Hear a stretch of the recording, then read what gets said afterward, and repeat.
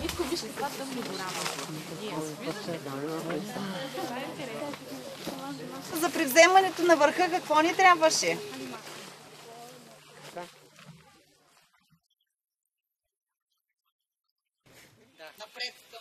Напред към върха, вождия. Давай, вождия.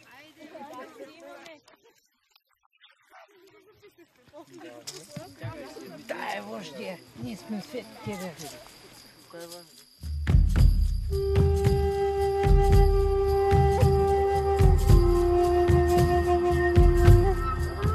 Децата с увреждания не са по-различни от останалите деца. Проблема винаги идва от околните. Все още не сме дорасли като общество там, че като видим различното поколение на хората. Това и като имаме такива деца, предприемаме екстремно продуктивни точно за целта да докажем, че нашите деца не са по-различни от останалите. Въпреки че те имат някакво увреждане, това ни им пречи да се развиват като личности и да бъдат, може би, повече хора, отколкото сме ние сами.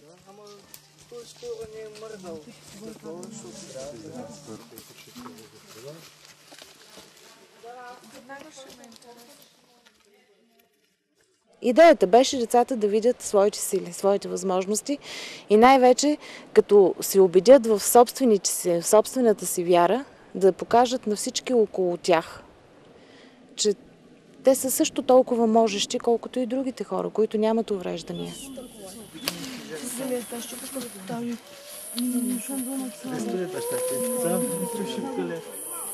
Преодолявайки такова изпитание, те са убедени, че могат да преодолеят и други изпитания.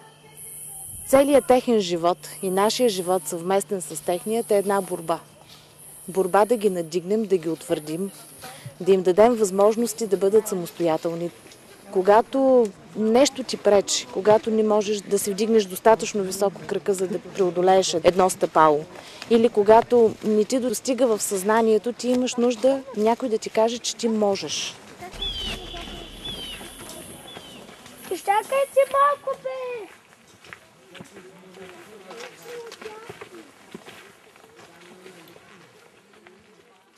Мите, сестра ти носи байряка. Нали? Не, те трябва да е вождата на нашата група. Ще се справим. Усещах смелостта. Видя, че пътя не е толкова странен. Добре, нали? Да, просто... Не, че не се притесням. Преди малко бях, ама да, затруднях и... Ама вече не си. Не съм. Аз не усещах напрежението от другите хора. Просто защото аз бях уверен в себе си и аз самия бях спокоен.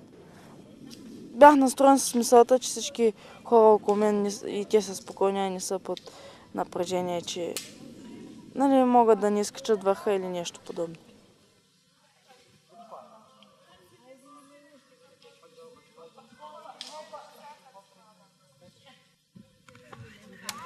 Един камък. Лето. Това, че някой е малко по-различен, това, че някой ходи не като манекен, например, или не изглежда прекрасно. Въпреки увреждането, те развиват една душевност твърде богата. И това обогатява и нас. Това ни учи на борбеност и на упоритост. Гъба! Гъба! Да! Ето я! Майко!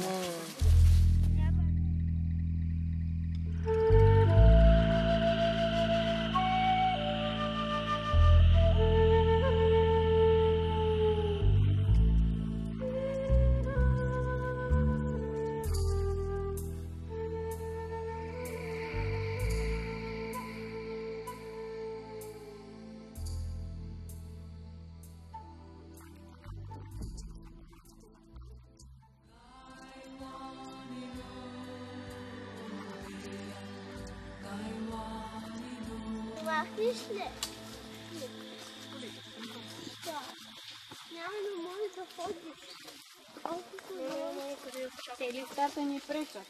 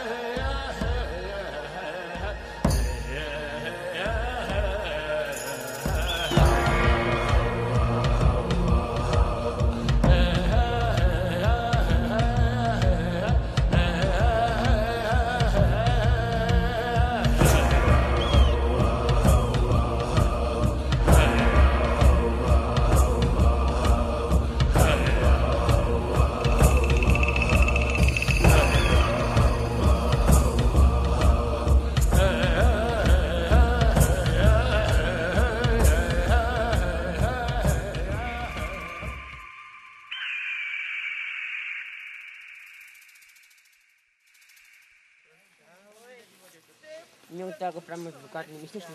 Хайде. Да, Стевко. Вече сме нагоре. Не знам, аз не знам, аз само знам. Добре, колкото знаеш. Нали чудия какво разказаха, защо се казва истина?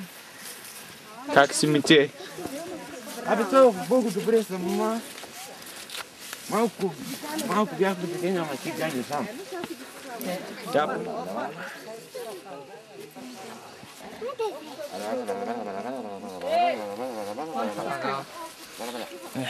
Баш ме намери да сме. Интересуваше това е. Аз съм с безкрайна лента. Децата нашите се борят с много изпитания. Много родители не си дават сметка, че това, което техните деца постигат леко и без усилия, безусетно, при нас е свързано с усилия и труд. Например, едно отиване до училище сам и връщане си е едно велико постижение. Примерно.